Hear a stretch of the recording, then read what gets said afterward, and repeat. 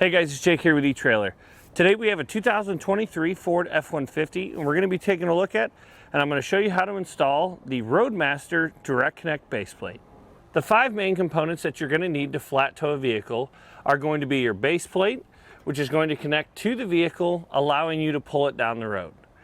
Next will be your tow bar, which will connect your RV to your towed vehicle to safely get it down the road.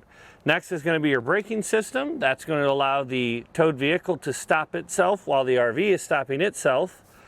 Next is going to be our diode wiring. This is going to allow the RV to send the turn signals and braking signals to the taillights on your truck to allow others to know what your intentions are when you're headed down the road. Lastly is going to be your safety cables. These are important to have in an unlikely disconnect from your vehicle to your motorhome. Your safety cables will kick in and they will help to keep the vehicle behind you while you pull over and get to a safe stop. This base plate is going to do what every other base plate on the market does.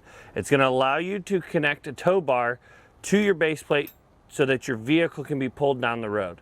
Now, one thing that's going to set this one apart from a lot of them is that the fit and finish of this base plate on the vehicle is going to be unlike most of them. Most of them are not going to have a very clean finish, or to get a clean finish, you're going to have to cut out a lot of the tow hooks. This is where our tow hooks traditionally would come out. But if we remove these when you're not using, or when you're not towing your car or your truck behind your motorhome, this is all that's left on the truck, is this insert here. And that's what I really like about it. They do come with integrated safety chain loops, so you can see that we can connect these right here, nice and easy. We did just do an install on another type of truck, and the amount of trimming that we had to do around the opening was less than desirable. So the fact that we didn't have to do any trimming in this safety chain loop is really nice, because if you ever wanted to go back and reinstall your tow hooks, you can do that without having a big hole to have to fill. Now, when it comes to the other components, a lot of tow bars will have a feature. If the cross member is down here, they'll have a feature where you can connect your diode wiring to one, maybe a breakaway switch to another, or the airline fitting. Well, this base plate comes with a bracket that mounts to the back side of your bumper.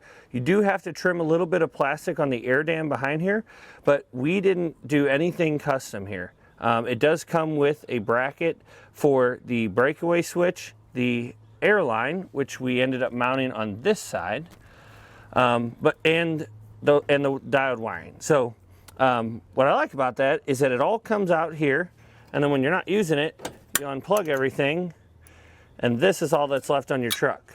So to me, that's really nice. You know, you could figure out a way, I guess, to tuck this in or flip it up, whichever. But the bracket that they designed over on this side for the airline fitting did not work out as planned, because the owner of our vehicle did not want to move their license plate. The original bracket that you have to mount the breakaway switch to is pretty much right behind the license plate cover here. So that's up to you. If you want to move your license plate somewhere else, then this kit's going to be awesome, because you're going to have a place to mount your wiring, your breakaway switch, and your airline. Now, with all that being said about the bracketry that comes with this kit, if you are not installing something like the Air Force One that has an airline insert, this kit's going to be perfect. I really like how it's tucked back into this hole again. If you're installing a portable system, or maybe a Stay and Play Duo from Demco, this is going to be an awesome fit, because you're only going to have the wiring to worry about and the breakaway switch. Now, as far as the fitment goes, it was a very clean fit. You do have to remove the grille, this decorative lance here, and the bumper. It's not a huge deal. You could usually get all three of them removed in about an hour. So if you give yourself, I'd say, at least a half a day, maybe a whole day, just to take your time, you could have this base plate installed. I would recommend installing all your other components while you're doing this, because you will have everything off, and it'll be so much easier to run all your wiring and any tubing if you have to if you have to run it forward at like an Air Force One like we did. It'll give you so much more space with all this stuff off of it. But with that being said, let's go ahead and pull it in the shop and show you how we did it. To begin our installation, we're going to need to remove some of our decorative panels up here. These two in particular, they are attached in the middle, but we need to take this off so that we can get access to remove some more stuff. We're going to have 5 push pin fasteners on each side. We'll remove them with a trim panel tool. A screwdriver works just fine too, but we just want to pop all these out. With all our fasteners removed, we can lift up on this air intake and pop this little plastic piece out, and we'll set it to the side for now for reinstallation later on. Across the top, we're going to have 4 10mm bolts that are going to be attaching our grill support to the frame of our truck.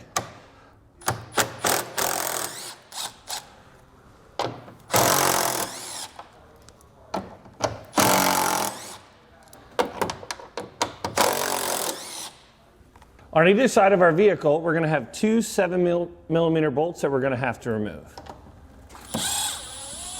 Going to be here and here. Next thing we're going to be doing is pulling this decorative panel off.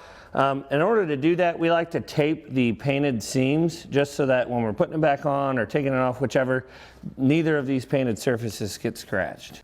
Now with an extra set of hands, we can take this piece and we'll pop out from both sides, and you just want to work your way along the panel, prying it out. Just be careful when you're doing this. If you see under here, there's these little white tabs, or at least on our vehicle it's white. You can stick a trim panel tool in there if you're having trouble. Push down on them and it'll help you pull it out. And we'll set this aside to a safe place. Now behind that plastic trim we just removed, you're going to have 2 8mm bolts that are holding our the remainder of our grill on, one on this side and one on the other.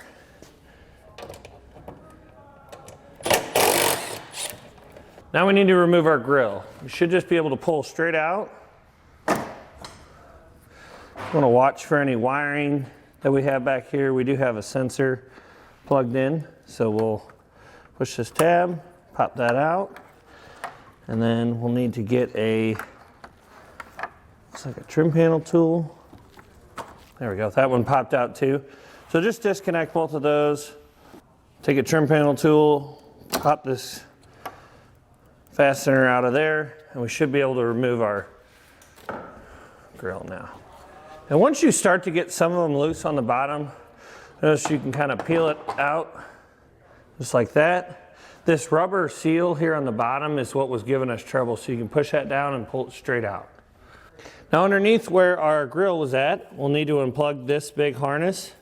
It helps to push down on this gray piece, push the tab, and then fold that back.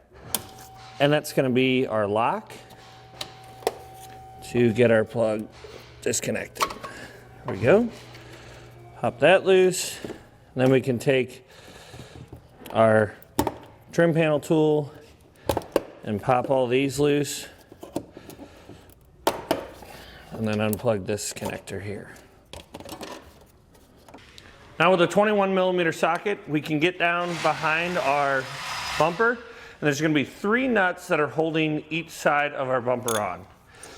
There'll be 1 on the inside of the frame over here and 2 on the outside. What we're going to do is we're going to remove the 2 outside ones, leave the inside ones hand tight until we can get a second set of hands to pull the bumper off.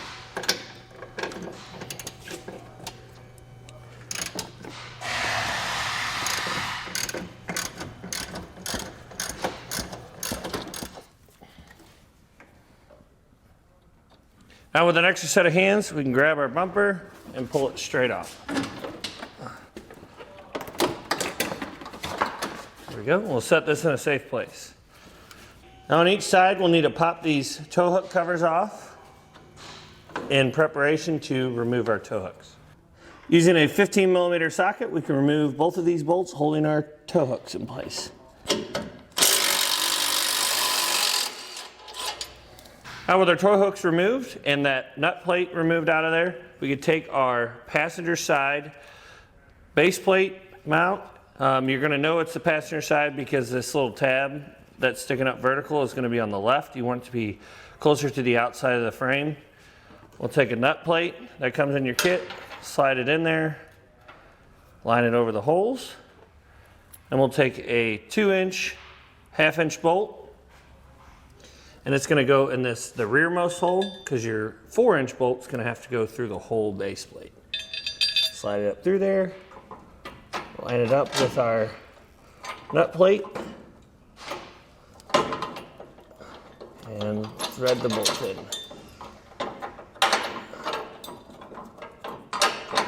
Just get it started, then we can take our 4-inch bolt. You do want to put a split lock washer on both of these. I forgot to say that about the 2-inch one, but slide this one up through the front hole. We'll thread these in hand tight to start with. You want to put some red Loctite on these bolts too, so that our kit is safe and secure. We want it to be able to adjust a little bit because we're going to be drilling a hole next.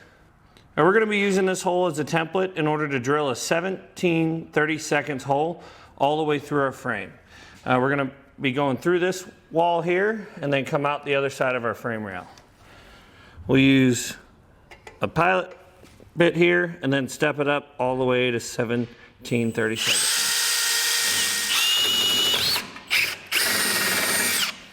Now when drilling straight across over to the other side of our frame rail, you want to be sure that your drill bit is level when going across. You can see here the inside of our frame rail is sloped, and you just want to make sure your drill bit is straight across rather than pointing down.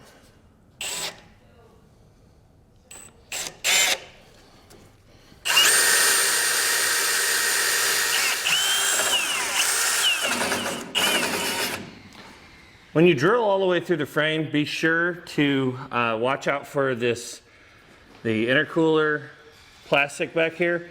Our drill bit, we had set it to where it can only go so far through the frame anyway, but it may not be a bad idea to stick a wooden block back here or something to stop it if you have a longer drill bit. Now it's not a bad idea after you get these holes drilled out, either give that bare metal a quick shot of spray paint or use a paint pen like we have here just to coat that bare metal to protect it from rust and corrosion in the future. Now we can take our longest bolt that comes in our kit, put a little bit of red Loctite on it, slide one of our spacers back here, slide our bolt through, all the way through to the other side. We'll pull it out a little bit. Then we'll set another spacer, a split lock washer, and a nut on the other side. With everything complete on the passenger side, we'll repeat that same process on the driver's side of our vehicle, and then we'll come back with the torque wrench and torque down all of our hardware.